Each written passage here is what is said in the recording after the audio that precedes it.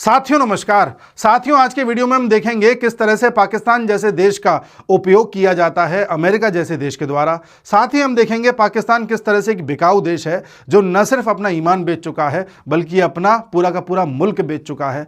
साथ ही हम ये देखेंगे किस तरह से पाकिस्तान की बिकाऊ फौज इस समय दूसरे देशों की सेवा करने में लगी हुई है। और साथ ही हम ये देखेंगे कि किस तरह धर्म के नाम पर पाकिस्तान दुनिया को बेवकूफ़ बनाता है और अपना दोगलापन रखता है। पिछले कुछ दिनों में कुछ घटनाएं ऐसी हुई हैं जो लगातार किसी न किसी तरह से पाकिस्तान को केंद्र में रखती हैं। जैसे आपने देखा होगा कि हमारे आर्मी के चीफ ने भी बोला था कि अगली बार अगर ऑपरेशन सिंदूर होगा तो वो इस तरह का होगा कि पाकिस्तान याद रखेगा। साथ ही हमारे वेस्टर्न कमांड के जो कमांडर हैं आर्मी के, उन्होंने भी कहा था कि पाकिस्तान तब तक सबक नहीं सीखेगा जब तक उसकी ज़मीन का एक हिस्सा हम ना ले लें। साथ ही हमारे डिफेंस के मिनिस्टर राजनाथ सिंह जी ने भी कहा था कि एक ना एक दिन सिंध भारत में मिल सकता है। और राजनाथ सिंह जी ने तो ये भी कहा था कि पाकिस्तान को याद रखना चाहिए कि कराची का रास्ता सर क्रीक से होकर के जाता है। इस तरह के बयान पिछले दिनों आए हैं और लगातार ऐसे समीकरण बनते जा रहे हैं। अब देखिए आप किस तरह से पाकिस्तान को फंड दिलवाया गया अमेरिका के द्वारा। जब ऑपरेशन सिंदूर चल रहा था तब पाकिस्तान को IMF ने कुछ फंड दिया था, जाहिर सी बात है अमेरिका के कहने पे दिया होगा। उसके बाद हम देख रहे हैं किस तरह से अमेरिका लगातार मुलाकात कर रहा है पाकिस्तान के आसिम मुनीर के साथ, कभी उसके PM के साथ। आसिम मुनीर किस तरह से अपने देश को बेच रहा है ये भी हम देख रहे हैं। साथ ही हम देख रहे हैं अमेरिका की तरफ से लगातार बयान आ रहे थे कि इंडिया के इतने जेट गिर गए या इतने विमान गिर गए, प्रो पाकिस्तान बयान आ रहे थे। हम सबको लग रहा था कि यार ये पाकिस्तान का कुछ ज़्यादा ही चहेता अमेरिका है। जाहिर सी बात है वो है, हम उसको नकार नहीं रहे। लेकिन विद द टाइम अब बात समझ में आ रही है कि ये इतना ज़्यादा बकरे को क्यों खिलाया जा रहा था, क्योंकि बकरा हलाल होना है और बकरा हलाल होना स्टार्ट हो चुका है। उसके कुछ उदाहरण देखिए कल की खबर है 30 नवंबर की। Pakistan Egypt agree to boost economic defence ties.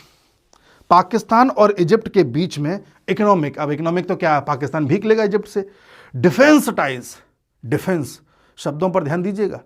आप कहोगे ये तो दोनों के बीच में डिफेंस पैक्ट हो रहा है जैसे पाकिस्तान और सऊदी अरेबिया के बीच में हुआ था। हाँ बिल्कुल हो रहा है। क्यों हो रहा है बताता हूं, आगे देखिए आप अपने आप समझ जाएंगे। पुरानी खबर है लेकिन मजेदार खबर है। Egypt and Qatar vow to continue mediation efforts for Gaza ceasefire. यानी कि गाजा में जो सीज फायर हो रहा है उसमें जो मीडिएटर हैं प्रमुख, उसमें इजिप्ट एक है और कतर एक है। मैं आपको बार बार बताता आया हूं कि आप कतर को हल्के में मत लीजिए। कतर वो देश है जहां पर अमेरिका के बाहर सबसे बड़ा एयरबेस है कतर। मैंने आपको कई बार बताया है। अल जजीरा अखबार, अल जजीरा न्यूज़ आउटलेट, आपको पता है अच्छे से। तो अमेरिका का एक तरीके से एजेंट है यहाँ पर कतर। तो कतर को हल्के में मत लीजिएगा। इस समय जो गाजा में पीस प्लान डिक्लेयर होने वाला है या जिस तरह से गाजा और इजराइल के बीच में शांति कराई जा रही है उसमें कतर भी शामिल है, इजिप्ट भी शामिल है, अमेरिका भी शामिल है, कई देश शामिल हैं, लेकिन इजिप्ट भी वन ऑफ द है। ठीक है, आगे देखिए। अब कहानी बन क्या रही है, कहानी ये बन रही है कि इजिप्ट के जो फॉरेन मिनिस्टर हैं बद्र अब्देलत्ती, पता नहीं इनका प्रोनाउंसिएशन क्या है, अब्देलत्ती ही पढ़ने में आ रहा है, बद्र अब्देलत्ती, ये इजिप्ट से पाकिस्तान आए हैं और इन्होंने डिफेंस पैक्ट किया है। अब ये इजिप्ट से आए हैं तो अपनी मर्जी से तो नहीं आए होंगे, इनको कहीं ना कहीं अमेरिका ने कहा होगा कि एक काम करो तुम पाकिस्तान से आके बात करो। अब पाकिस्तान में जाकर के जिन्होंने डिफेंस पैक्ट किया है वो ये डिफेंस पैक्ट नहीं है कि कल को भारत पाकिस्तान की लड़ाई होगी तो इजिप्ट पाकिस्तान की तरफ से लड़ने आएगा। डिफेंस पैक्ट ये है कि कल को इजिप्ट को ज़रूरत पड़ेगी तो पाकिस्तान अपनी फौज भेजेगा। और इजिप्ट को ज़रूरत क्यों पड़ेगी? इजिप्ट को ज़रूरत इसलिए पड़ेगी क्योंकि यहाँ पर गाजा के साथ बाउंड्री बनती है इजिप्ट की। ठीक है, अब होना यह है कि जैसा कि आप जानते हैं गाजा में बड़े स्तर पर लोगों का कत्लेआम हुआ है। आप ये जानते हैं कि गाजा में बड़े लेवल पर डिस्ट्रक्शन हुआ है, इंफ्रास्ट्रक्चर तोड़ दिया गया है। तो जाहिर सी बात है यहाँ पर इंफ्रास्ट्रक्चर दोबारा से बनाना है। अब दोबारा से बनाने के लिए यहाँ कंपनीज जाएंगी, इन्वेस्टमेंट करेंगी, पैसा लगाएंगी। अब कंपनी जाके इन्वेस्टमेंट करेंगी तो उन कंपनीज को यह भरोसा चाहिए कि कल को हम पर हमला ना हो जाए। तो उस भरोसे को दिलाने के लिए कुछ फौज यहां पर खड़ी रहेगी, और वो जो फौजें यहां पर खड़ी रहेंगी वो फौजें मिक्स देशों की होंगी, जिसमें कुछ इजराइल की होगी, कुछ अपनी गाजा की हो सकती है, कुछ इजिप्ट की हो सकती है, कुछ अमेरिका की भी हो सकती है। देखते हैं समय के साथ क्या होगा। लेकिन इन कंपनीज को विश्वास चाहिए कि हम जब यहां पर कंस्ट्रक्शन कर रहे हो तो हम पर कोई हमला ना हो। तो यहां पर जो भाड़े की फौज लाई जाएगी उसमें से एक फौज पाकिस्तान की भी होगी, पहला पॉइंट। दूसरा, जो कंपनीज यहां पर पैसा लगाएंगी वो कंपनीज इजराइल की होंगी और ट्रंप की होंगी, अमेरिका नहीं, ट्रंप की। इसलिए यह सब होता है। तो यहां से ट्रंप को मुनाफा होगा, इजराइल के नेतन्याहू को मुनाफा होगा, यहां पर पाकिस्तान की फौज प्रोटेक्शन देगी। और उससे पहले मैं आपको बता दूं, पाकिस्तान की फौज हमास को डीमिलिटराइज करेगी, यानी कि हमास के पास जो भी हथियार हैं यह सुनिश्चित किया जाएगा कि इन सभी के हथियार इनसे दूर कर दिए जाएं। अब चाहे इनको मार के किए जाएं, इनको सरेंडर करवा के किए जाएं, कैसे भी किए जाएं। किसको? हमास को। दरअसल लड़ाई किस में हो रही थी? हमास में और इजराइल में।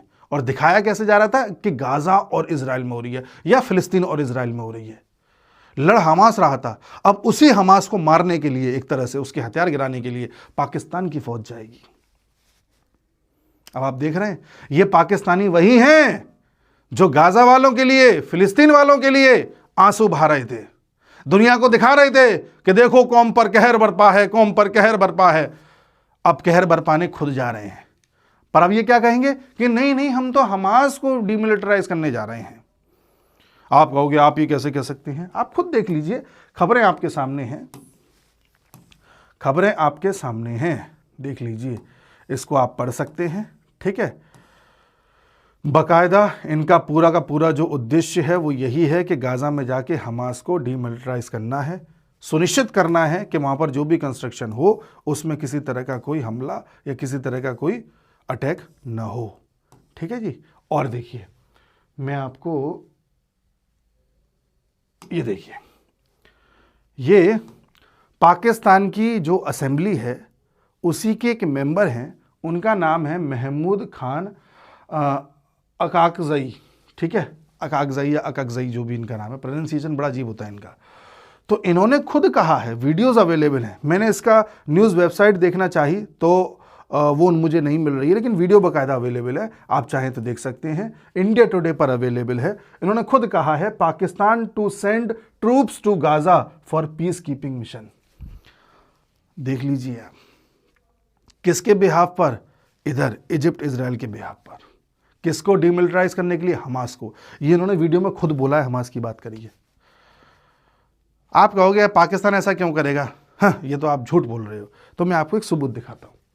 सबूत देखिए, 1970 की बात है, ब्लैक सितंबर वॉर हुआ था, यहां पर भी पाकिस्तान ने अपनी आर्मी को भेजा था, जॉर्डन की तरफ से लड़ी थी और लगभग 25,000 फिलिस्तीनियों को मार दिया गया था। जी, 25,000 फिलिस्तीनियों को मारा था जॉर्डन के साथ मिलकर पाकिस्तानी ट्रूप ने अंडर जिया उल हक। क्यों? क्योंकि 1967 में एक वॉर हुआ था, इजराइल और इजराइल के इर्द गिर्द के जितने भी देश हैं सबने उस पर अटैक कर दिया था। उसके बाद जितने भी फिलिस्तीनी हैं, विशेष तौर से फिलिस्तीनी, यहां से निकल के भागे थे पनाह मांगने के लिए अलग अलग देशों में। तो जो फिलिस्तीनी जॉर्डन गए थे, तो जॉर्डन नहीं चाहता था कि ये फिलिस्तीनी हमारे यहाँ आए, तो जॉर्डन ने इनको भगाया था।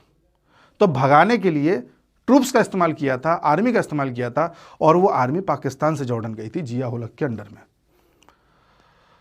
आपको मैं कई बार बता चुका हूं पिछले 1.5 साल में कि भाई जब भी फिलिस्तीनियों के ऊपर कहर बरपता है, चाहे यहां बरपे चाहे यहां बरपे, फिलिस्तीनियों पर जब भी कहर बरपता है, फिलिस्तीनी अगल बगल के देशों में भागते हैं। और हैरानी की बात यह है, इन फिलिस्तीनियों को कोई भी देश पनाह नहीं देता। अभी भी जब 2023 अक्टूबर से इजराइल और हमास के बीच में लड़ाई हुई थी, तब फिलिस्तीनी गाजा से निकल के पनाह मांगने के लिए यह कोशिश कर रहे थे कि कैसे भी इजिप्ट में जाएं, तो इजिप्ट ने अपनी तरफ से दीवार बना दी थी कि यहां आने की जरूरत नहीं है। जॉर्डन ने तो कत्लेआम करवा दिया था। ठीक है, और कोई देश इनको पनाह नहीं देता, इनको अरब मानते ही नहीं है ये लोग। और आप कहते हैं कि भाई कौम के नाम पर हो रहा है।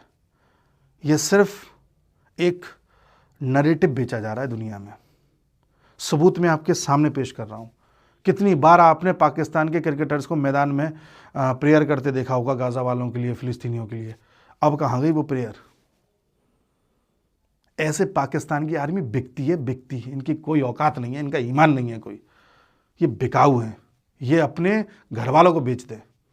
और आपको अगर विश्वास ना हो तो मैं आपको एक सबूत और दिखा देता हूं।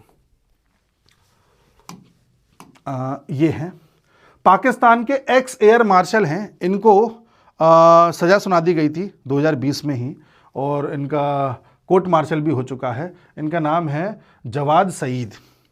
अब इन पे 2 दिन पहले एक नया खुलासा हुआ है। एक्चुअली आपको याद होगा जब हमारे पुलवामा पे अटैक हुआ था तो उसके बाद हमने एयर स्ट्राइक करी थी, जो पहली बार में करी थी। तो उस एयर स्ट्राइक के बाद पाकिस्तान की तरफ से जो जवाब आया था, उस जवाब का पूरा प्लान तैयार करने में, उस जवाब का नैरेटिव तैयार करने में इन्होंने ही भूमिका निभाई थी, जवाद सईद ने। ठीक है, जब हमने बालाकोट स्ट्राइक करी थी तो उसके बाद ये पाया गया कि कुछ करप्शन में लिप्त हैं इन्होंने, अंदर ही अंदर आर्मी में भी, एयरफोर्स में भी करप्शन किया है। तो उसके बाद इनको पद से हटा दिया गया था और इनको कोर्ट मार्शल इनका हो गया था। विद द टाइम ये पता चला है कि इन्होंने पाकिस्तान से अंदर की खबरें, जो पाकिस्तान नहीं देना चाहता था किसी को, वो अपने भाई तक पहुंचाई अमेरिका में, जो इनका भाई रहता था, और उस भाई ने CIA को दी। यानी कि पाकिस्तान के अंदर की खबरें ये CIA को बेच रहे थे, जो USA में है। क्यों बेच रहे होंगे? पैसे के लिए। ऐसी फौज है इनकी, आप इनसे क्या उम्मीद रखते हैं? ठीक है जी। तो इस तरह की फौज सिर्फ और सिर्फ पैसे के लिए काम करना जानती है, बिकाऊ होती है, और अमेरिका जैसे देश इनको खरीद करके इनका इस्तेमाल करना जानते भी हैं और कर भी रहे हैं। अब देखिए पाकिस्तान में स्थिति इस समय क्या बनी हुई है। पाकिस्तान में इमरान खान का पता नहीं चल रहा, जिंदा हैं, मर गए हैं, पैरालाइज्ड हैं, आधा मार दिया है, क्या किया है पता नहीं कुछ। इनको लेकर के काफ़ी ज़्यादा गर्मी बढ़ती चली जा रही है। और अब इनकी पार्टी के जितने भी सदस्य हैं, इनकी पार्टी से संबंधित जितने भी लोग हैं, वो सब इस्लामाबाद की हाई कोर्ट के बाहर अब प्रोटेस्ट करने जा रहे हैं, और बड़े स्तर पर यह प्रोटेस्ट होगा। साथ ही पिछले कुछ दिनों से पाकिस्तान में अंदर ही अंदर गर्मी बढ़ती चली जा रही है इमरान खान को लेकर के। अगर ये खबर आ गई कि इमरान खान मर गए हैं तो आप यकीन मानिए पाकिस्तान में एक विद्रोह स्टार्ट हो जाएगा।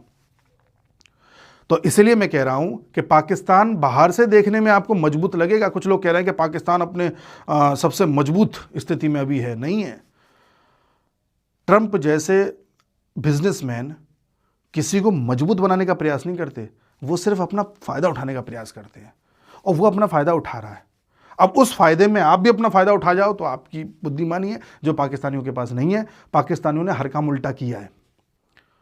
इस समय आसिम मुनीर को चाहिए था कि अपने देश में सबसे ज़्यादा स्टेबिलिटी बना के रखे, और इस समय वो अपने आप को ताकतवर बनाने के चक्कर में अपने देश को इस तरह से डिस्टेबलाइज किए जा रहा है कि हर दिन एक नया प्रोटेस्ट तैयार हो रहा है। पहले बलोच वालों का तो था ही, वो हम तो पहले से जानते हैं। इसने धीरे धीरे क्या किया, TTP का एक प्रोटेस्ट स्टार्ट करवा दिया, या वहाँ से हमले स्टार्ट करवा दिए, तहरीक-ए-तालिबान पाकिस्तान जो है। फिर धीरे धीरे इसने क्या किया, POK में स्टार्ट हो गया प्रोटेस्ट। फिर इसने धीरे धीरे क्या हुआ, तालिबान से पंगा ले लिया, उधर से वो हमला कर रहे थे, इधर भारत उनको पीट के चुकाई है।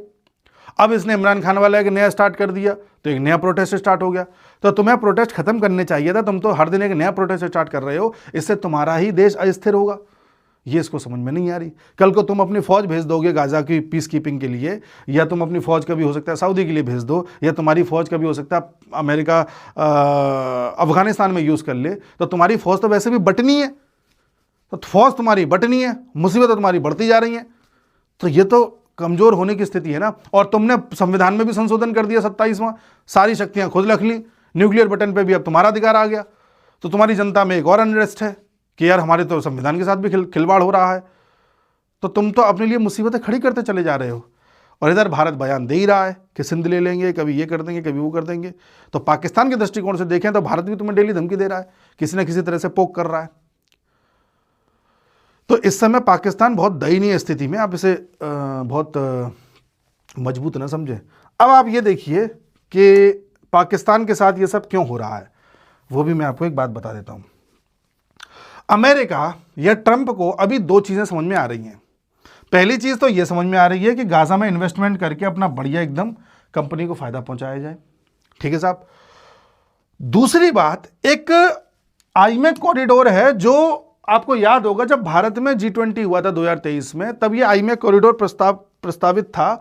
भारत और यूएसए के द्वारा, जिसमें एक गलियारा बनाया जाएगा, India middle east economic corridor, जिसमें भारत से स्टार्ट होते हुए यूएई पहुंचा जाएगा, यूएई से सऊदी पहुंचा जाएगा, सऊदी से आपका इधर जॉर्डन वगैरह, इजराइल वगैरह होते हुए यहाँ पर यूरोप में पहुंचा जाएगा। ये कॉरिडोर 2023 में ही प्रस्तावित था और उसी के कुछ दिन बाद देखते हैं इजराइल और हमास में लड़ाई स्टार्ट हो गई। अब अगर यहां लड़ाई होती रहेगी इस पॉइंट पर तो ये कॉरिडोर कभी बन ही नहीं पाएगा। दूसरी बात, अगर किसी भी तरह से यह रहा कि ईरान इधर से टेंशन दे सकता है या ईरान से युद्ध हो सकता है, तब भी ये कॉरिडोर नहीं बन पाएगा।